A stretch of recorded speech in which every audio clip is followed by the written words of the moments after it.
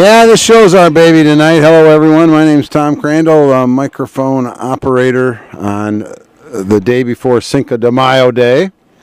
And you are listening to another edition of This Week with Tom Crandell on WBCK News Talk Radio 95.3 FM. The number is 441-9595. You're free to pick up the phone and give us a call. Join the program. Area code 269-488-9595 is a free call if you're in Kalamazoo. So, haven't we been praying for this kind of sunshine for a very, very long time?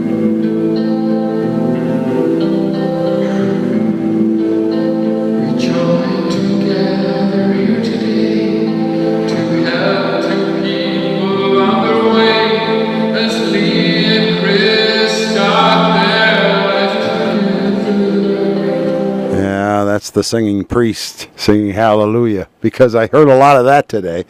It was a very busy day. It went by very quickly. This last week has gone by very quickly as well. I intended to bring in our Business Census Bureau, that census package that we have to fill out, because that's an atrocious thing. We'll get to that maybe later in the program. But we'd like to welcome Mr. Producer himself, Mr. Jeff, is back in the studio. And to know what he went through to get over here is he deserves a medal. Certainly, he deserves a very low fine from the ticket. Turns out a car he's been driving for 4 years. The previous owner tinted it aftermarket, and for 4 years, the previous owner drove around with it for a while. And then Jeff's had the car for 4 years. Turns out the Michigan State Police aren't real fond of that. So. But we're glad to have you back in the studio, Mr. Jeff. We'll be on TV sometime later this week. Local TV on Comcast, channel 16 and 916, I think, on 9 p.m. on Tuesdays and 5 p.m. on Saturdays. Yes. Yeah, I got it all right, didn't I? Just like a doggone robot. Living every day. Have any of you seen that blur? Rank talked about it this last week briefly. Caught my attention. What the IRS did to that grocery store in Fraser, Michigan. Did you hear about that, Mr. Jeff? The IRS seized their cash, $35,000. They waited until the balance got high, then they seized it. But this is after complete audits and investigations found no wrongdoing, nothing. There was nothing wrong at all. And it turns out this poor father and his this man and his granddaughter, or man and his daughter, immigrants, and there's an insurance policy you can buy for cash on hand. And if you buy insurance for more than $10,000 cash on hand at a time, of course, the risk goes up to the insurance company, so the rates go up. So this small business owner makes a decision for himself, and he buys insurance to cover less than $10,000, which means in a grocery store business, you're going to generate a lot of cash. Profits are real thin, but a lot of cash. And so there were daily deposits, sometimes every couple days, for just under $10,000. And that's what caught the IRS's attention, and probably rightly so. I mean, there are laws to that effect. That's what it's for. But then they came in, they looked through them, turned them inside and out, found no problems whatsoever. Not one problem with these people. And they left. It was like they were gone. The family, the father and daughter, figured they were done with it. And they wake up one morning, all their cash is gone. It's been seized by the Internal Revenue Service. It's kind of a situation, left hand not knowing what the right hand's doing, except the right hand fed the information to the left hand. And through these people had no means anymore to hire a lawyer. They had no means to hire a lawyer, and they found a nonprofit legal foundation that fights the IRS. And they represented them. And after numerous filings and hearings, the IRS, in the process, offered to give 20% of their money back. Just 20. But in the end, the courts forced the IRS to give it all back. So, it's like in the movie Toy Story, in the stuffed toy box, the claw. Everybody's down in the bottom. We're huddling down here in the claw. I want to go to the claw. But this poor family, anyway, it kind of touches on a little bit of the themes tonight. We're going to meet Trey Gowdy. If any of you do not know that name, hopefully after tonight you will. Benghazi update, because that's what everybody's talking about. In fact, this is what we're talking about. Talking about. According to the emails and the timeline, the CIA circulates new talking points after they've removed a mention of Al-Qaeda. And then at 6:21, the White House add a line about the administration warning of September 10th of social media reports calling for demonstrations. True? I believe so. I think so. Did you also change attacks to demonstrations in the talking points? Maybe. I don't really remember. Wow. Dude, I don't really remember. You don't remember? Dude, this was like 2 years ago. We're still talking about the most mundane... Dude, it's like 2 years ago. It's the thing that everybody is talking about. We're talking about the process of editing talking points. That's what bureaucrats do all... No, that's what Doogie Howser does, because this guy is Doogie Howser, MD, except at the time, he had something to do with the National Security Council. This pimply-faced, redheaded kid who looks like Doogie Howser. Dude, that was like 2 years ago. Well, we're going to touch base on that a little bit. Cinco de Mayo, Econ 101, some really cool things going on in Puerto Rico. You might want to move there if you're going to get laid off. Oh, let's see. Econ 401, Detroit's got some money coming, and Rick Perry's been busy in California. That was kind of funny, actually. And if we get to it, we have a green energy update, something that birds can teach us. But a couple items on our first segment I usually touch base on is this day in military history. And I have just two. 1970, May 4th, 1970, President Richard Nixon's May 1st announcement of the American incursion into Cambodia leads to massive anti-Vietnam War protests on college campuses nationwide. Now, I think that's significant, considering it's coming on the heels of the 60s, and, of course, the foment of the anti-war movement. Americans, historically, it's been proven, have been anti-war, kind of isolationists. And the political parties that represent the isolationists change from time to time, but there's still that segment of the population that is vehemently anti-war. But I think it begs the question is in the past, when we were fighting wars to win wars, the government did a good job manipulating public opinion. Certainly in World War II they did, with all the propaganda films that were made out of Hollywood. But in prior wars, the public just didn't get told some of these things, because we didn't really need to know at the time. The war we fought in the Philippines, and of course the Mexican-American War, the Civil War, Revolutionary War. The generals are able to win the war. They were able to fight the war, but now we're like handcuffed. So now we're only going to support wars that last for how long? That's a question. I don't have the answer to that. But if wars last more than 3 months, are those the only wars we're allowed to get into?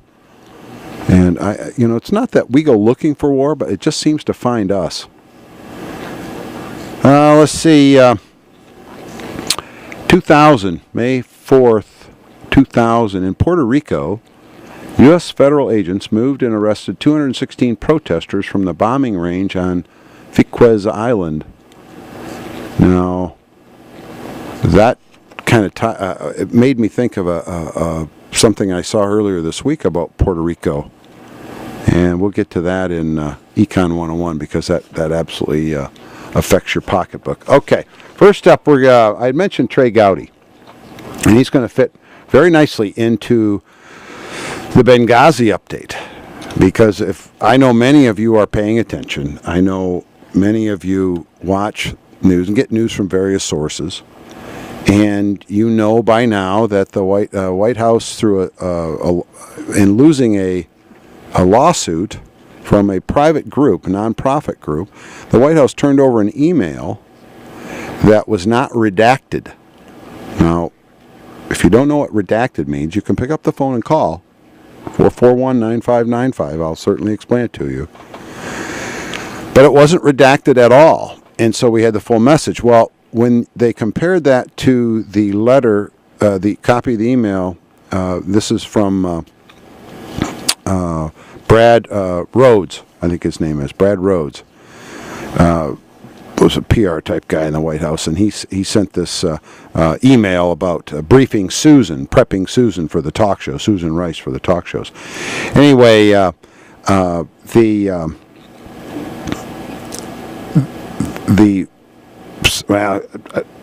whole concept is Benghazi's in the news, and this Tommy Vitor, he had to go. He was actually a spokesperson for the National Security Council, and he was involved in the Benghazi thing. He was in the Situation Room by his own admission. And this email surfaced. Congress got a hold of it.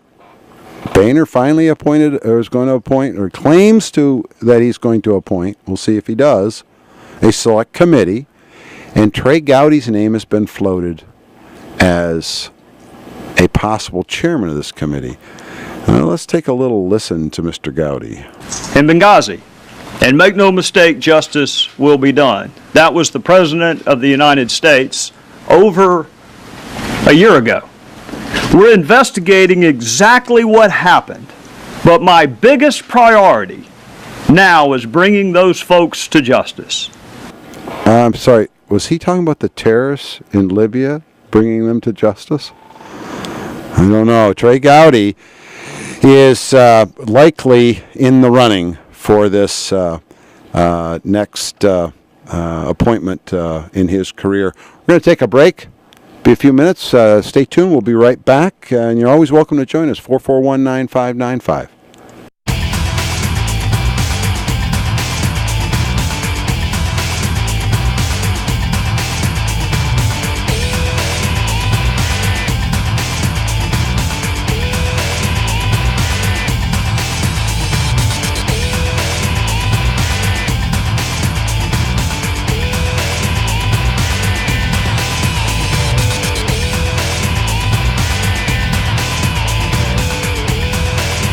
Hello, everyone. My name's Tom Crandell, and you are listening to This Week with Tom Crandell. And Mr. Jeff from Access Vision is in studio tonight.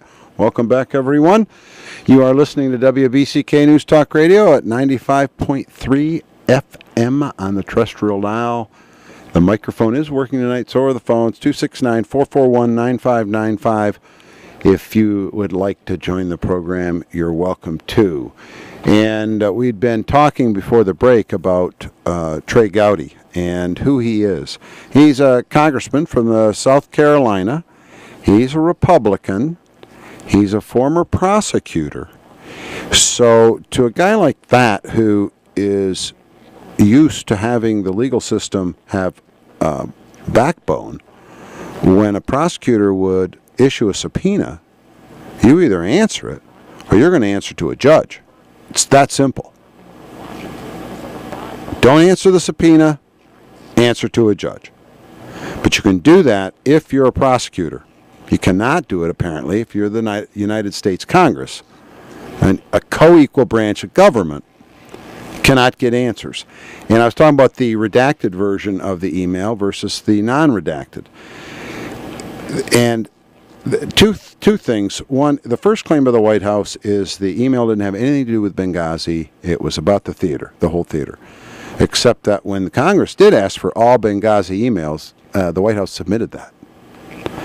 And then in the private lawsuit, it was the same thing. The judge ordered the White House to give Benghazi documents, including these emails. So clearly it was about Benghazi. The hook is they got caught. That they've denied all along that the White House had anything to do with this crazy video story. And it's enough to push Boehner into a select committee, and it's enough to maybe float this guy as the chairman. We're good enough for my 16 years as a prosecutor not to tell me how to do my job. And so far in Congress, y'all have been good enough not to tell me how to do my job. I'm not telling you how to do your job. But I'm going to ask you some questions, and if you can't answer these questions, then I'll leave you to draw whatever conclusion you want to draw about whether or not the media has provided sufficient oversight. Can you tell me why Chris Stevens was in Benghazi the night that he was killed? Do you know? Does it bother you whether or not you know why Chris Stevens was in Benghazi? Okay. I like the way this guy questions. The current committee arrangements are each congressman gets 5 minutes. And if the person who they're interviewing or whoever has a command of the English language, they can talk for 10 minutes and still not answer the question. So they don't really get anything. You need a prosecutorial style that can ask a question and get and cut to the bone of what we're doing here.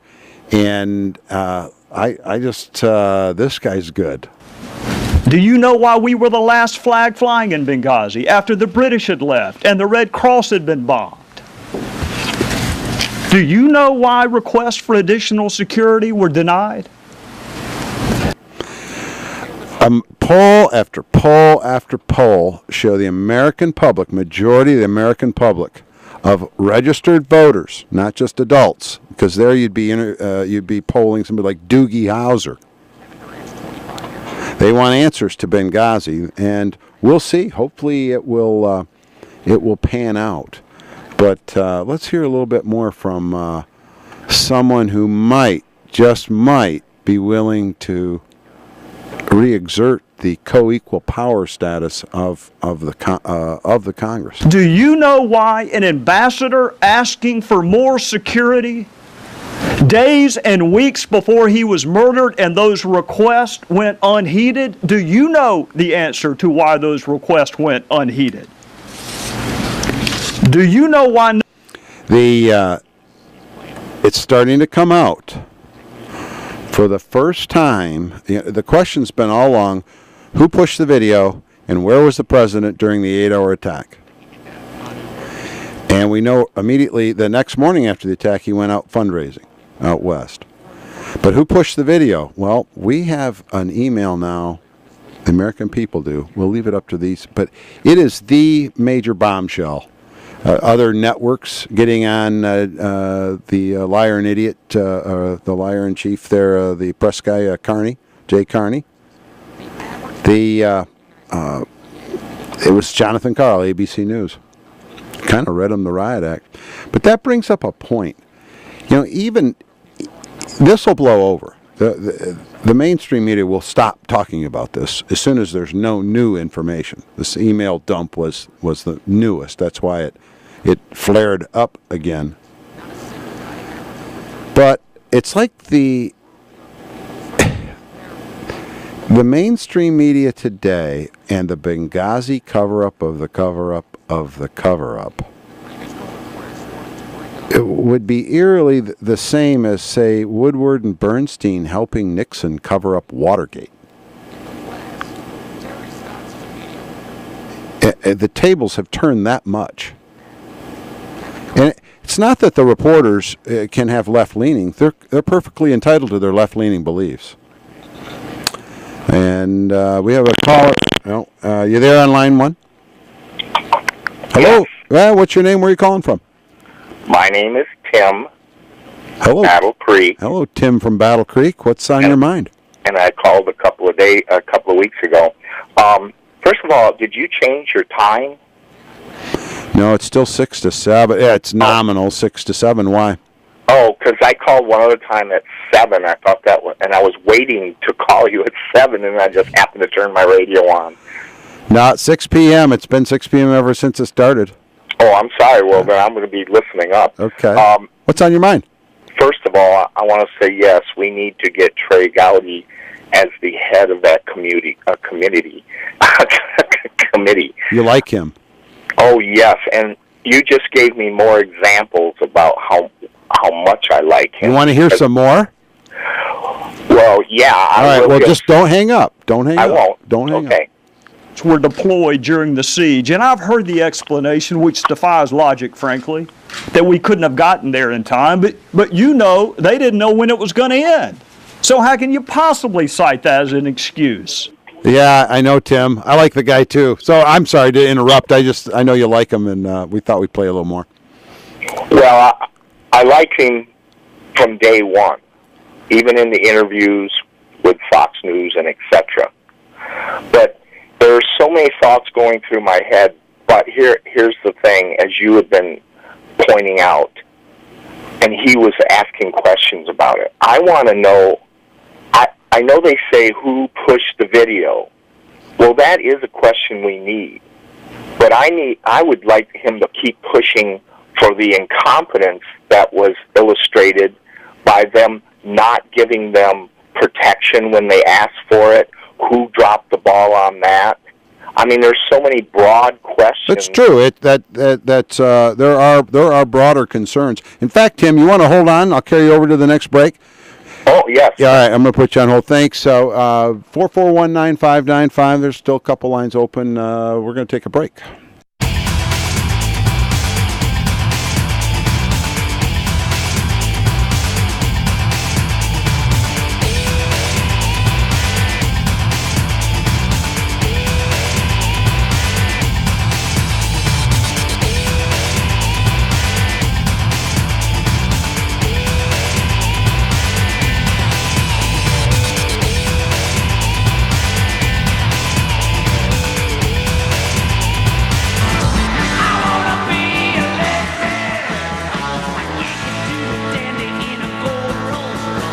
Yeah, he wants to get elected.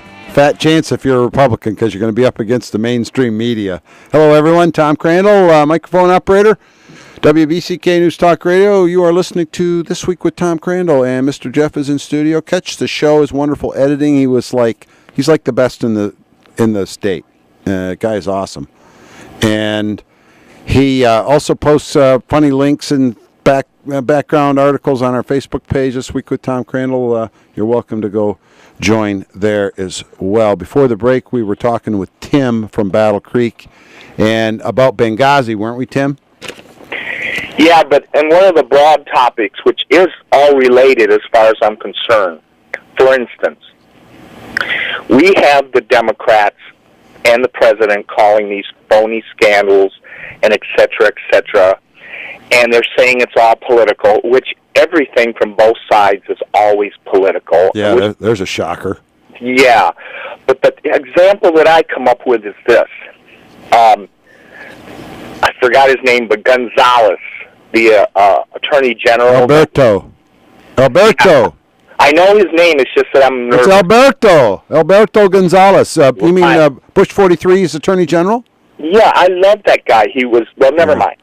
He got pushed on for firing 7 or 8 attorneys that they said, well, you did it because they don't follow your political views and stuff like this. And then when they did an investigation, give or take the evidence, they said he wasn't doing anything wrong. Okay, so the Democrats pushed this with Waxman as their leader, the same as Isaac is on this stuff.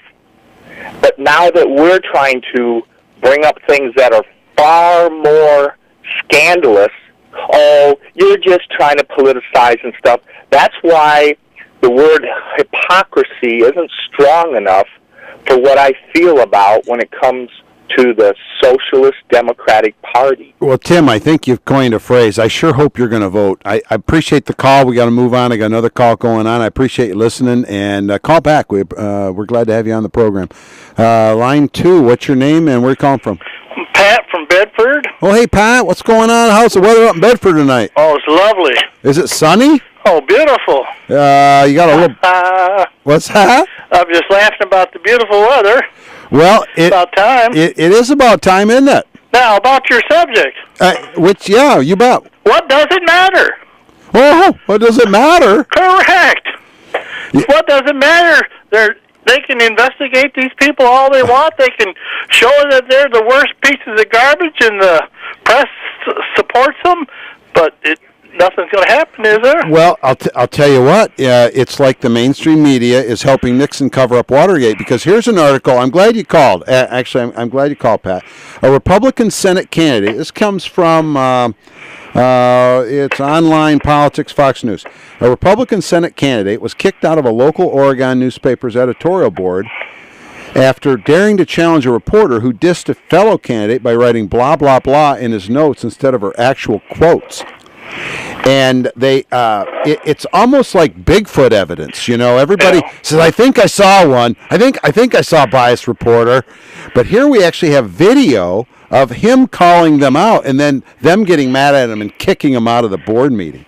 So, what does it matter? I mean, I guess maybe you're saying that we can find out what we find out, but what's going to happen with it? Well, I think the only thing we can do, what I do is I'll take when they come down bad about CBS is let that one girl go because she wanted to report on things. I'd see who does the advertising, who does the commercial, and write them a letter and tell them I'm going to boycott them until they quit supporting these lies. Well, that tactic is certainly widely used on the left. I mean, how often do they protest Walmart? Oh, yeah. And then they're attacking McDonald's, and it's the inequity, the unfairness of our society. That's quite amazing. The thing about Benghazi is these wheels of justice do turn slowly, and that's by design, of course. And if you know how to play it, then it works out, because President Obama will be long gone from office before these wheels ever chew anything out, and by then it'll be history. And the American public, they are more focused on what the new sandwich is at McDonald's, the low information. Not you, present company excluded, Tim. All right, present company excluded. But the point is, we all know some of these people that are just bumps on societal logs that they just kind of get through, and they listen to the sound bites that they see, but only off of Facebook and Twitter and Instagram, things like that. Yeah, well, great show. Appreciate it. All right, Pat. Well, thanks for calling, man. I'm glad to have you on board. The thing I thought that was funny about evidence of the mainstream media being like Bigfoot evidence. That finally we have some video. Not that we didn't have video before. You just had to go to the White House briefing room and see that. But this is I think it's the paper in Wilmette, Oregon. And the journalist who was taking the notes there were two interviews going on. There was a woman via a speakerphone, and then there was this gentleman here in front of the reporter. And the reporter taking the notes they asked a question of this woman, and over the speakerphone she responded, and it was a conservative viewpoint. And so the reporter at the table just wrote BLAH, blah, blah, blah. And the Republican senatorial candidate across from him called him on it. So what are you doing? I mean, we'll try to get the audio for that maybe next week. It's quite hilarious, actually. But he really presses this local senatorial candidate really pressed this reporter, right?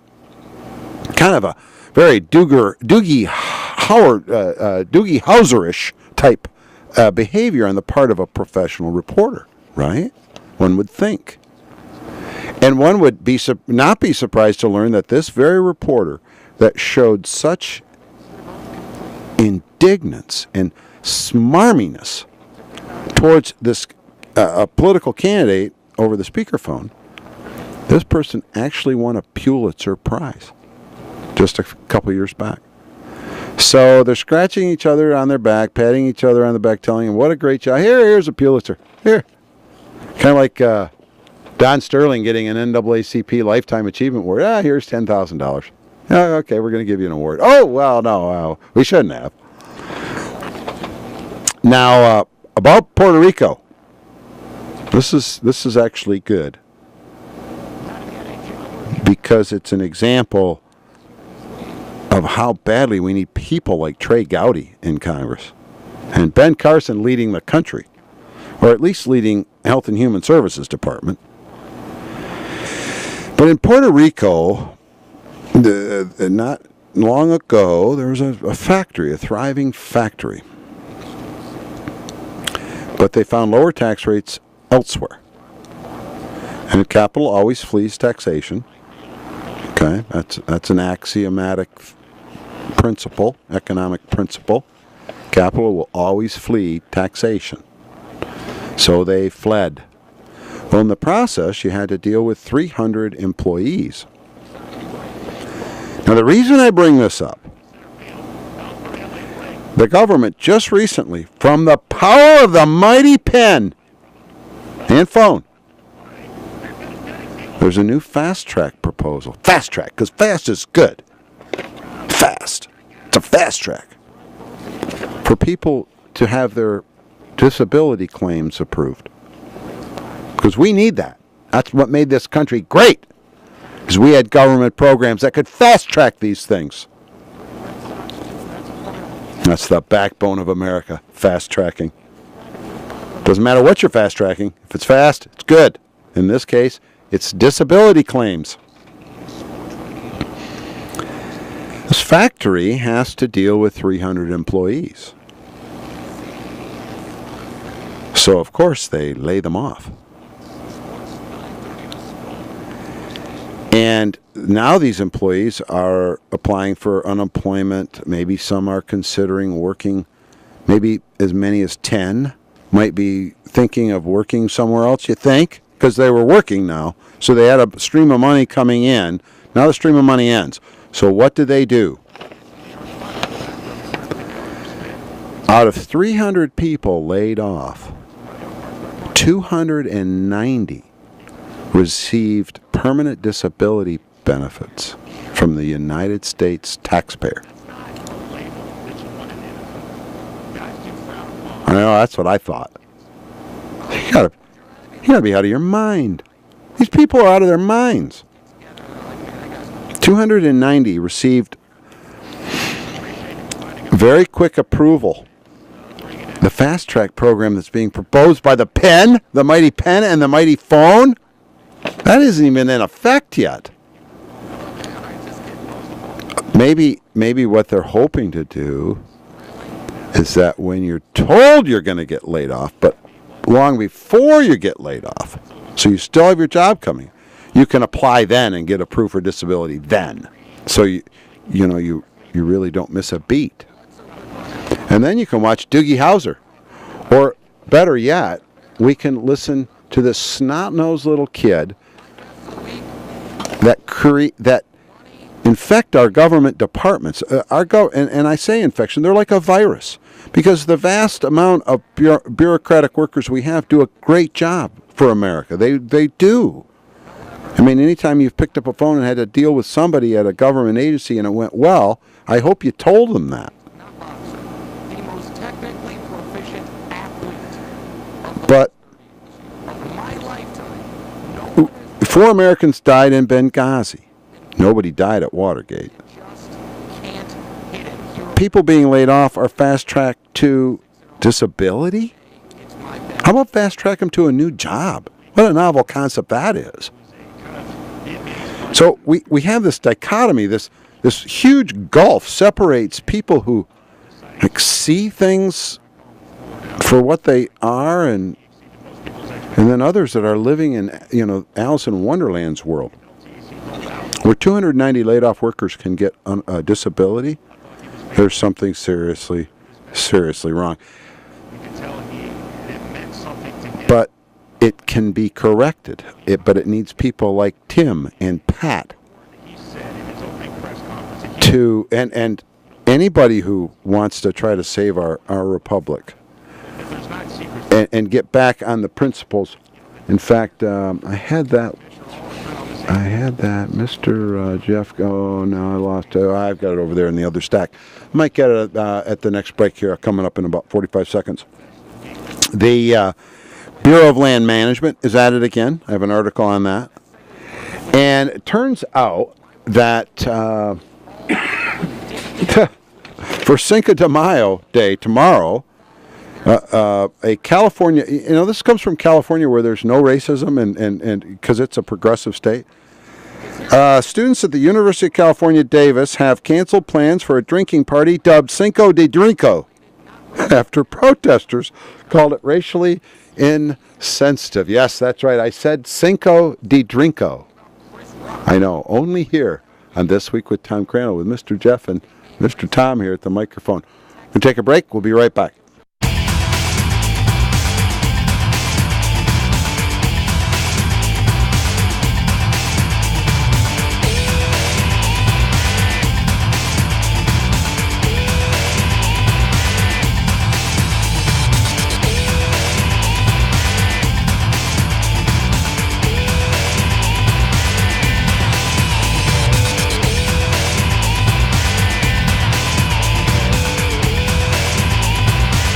Oh, yeah, it's, we're on the headwaters of a wonderful summer, everyone. My name's Tom Crandell. You're listening to This Week with Tom Crandell, WBCK News Talk Radio. The number is 441-9595. There's still time to get in on the program. We've got about 7 or 8 minutes left. I will touch base real quick. We were... we talked about how advantageous it is to get laid off in Puerto Rico, didn't we? That is such a bummer. Oh, Cinco de Trinco, yeah. Please, no Cinco de Trinco coming right out of California. You'd think those people could learn. Actually, that Econ 101, that's a Puerto Rico story because that affects your pocketbook. That's your pocketbook.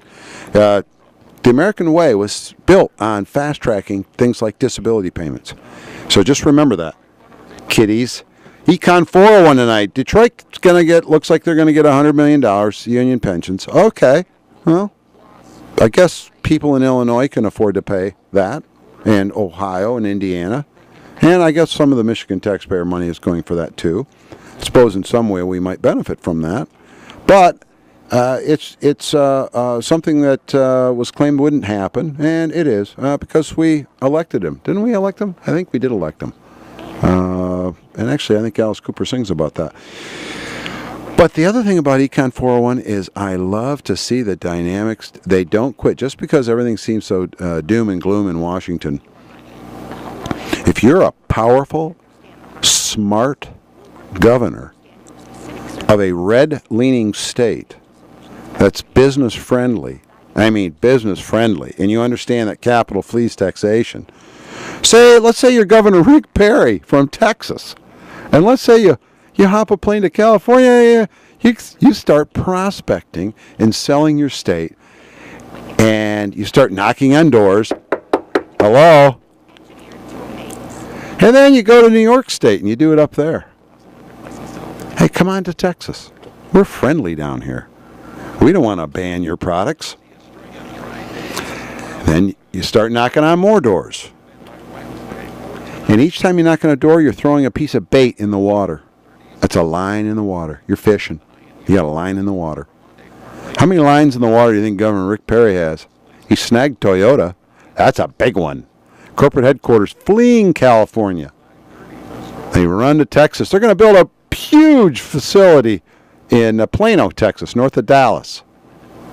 You got to tip your hat to Governor Rick Perry.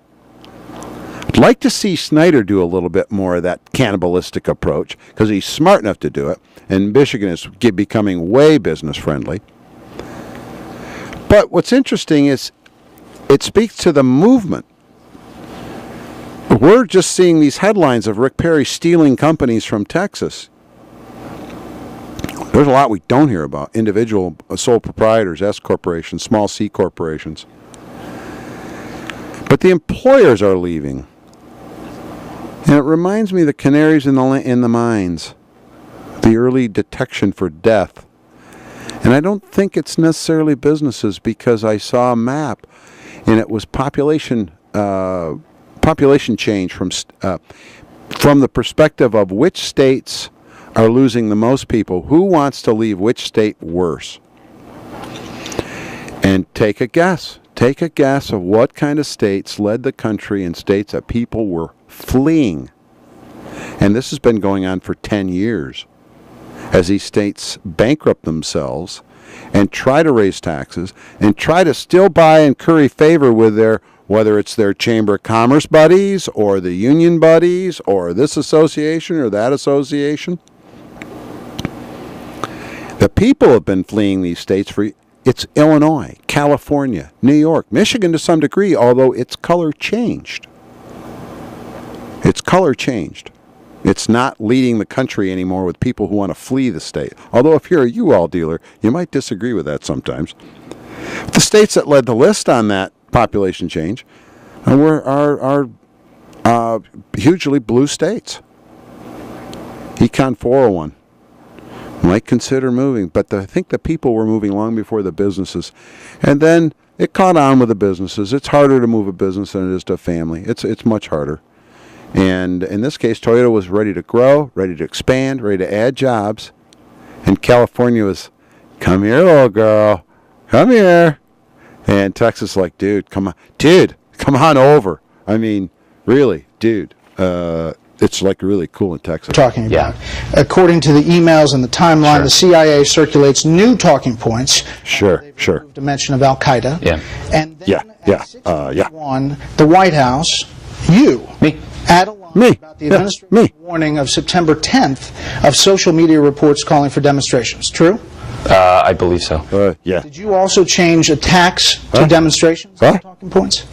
Maybe. I don't really remember. You don't remember? Like 2 years ago. We're still talking about the most mundane it is the thing process. that everybody is talking about. We're talking about Just like 2 years ago. So they're fleeing these states. People are, and so the dynamics though among the states. Look what Wisconsin did. We'll get into his economics. Holy smokes, that guy burned Wisconsin's traditions, old cronyistic traditions to the ground. Turned that state around. They are a powerhouse. If the governor had actually any kind of camera personality, he might be a presidential candidate, but Governor Scott Walker, I think he's best served at his desk in his office, continuing to do for the citizens of Wisconsin what he is doing. I promised you an update, a green energy update, didn't I? Yes, I did. Here it is. All right, this birds flying in V formation, choreograph flapping to save energy, and that gets more miles per gallon. The next time you see birds flying in a V, which we are seeing this time of year, consider this. A new study says they choreograph the flapping of their wings with exquisite precision to help them on their way. Perhaps we could get them a stimulus bill, because we know the birds would not waste our money. Well, everyone, I appreciate you tuning in, appreciate the calls, and it's been a lot of fun. Mr. Jeff will cut and hack and produce and edit this thing. You'll love it. We will see you next week.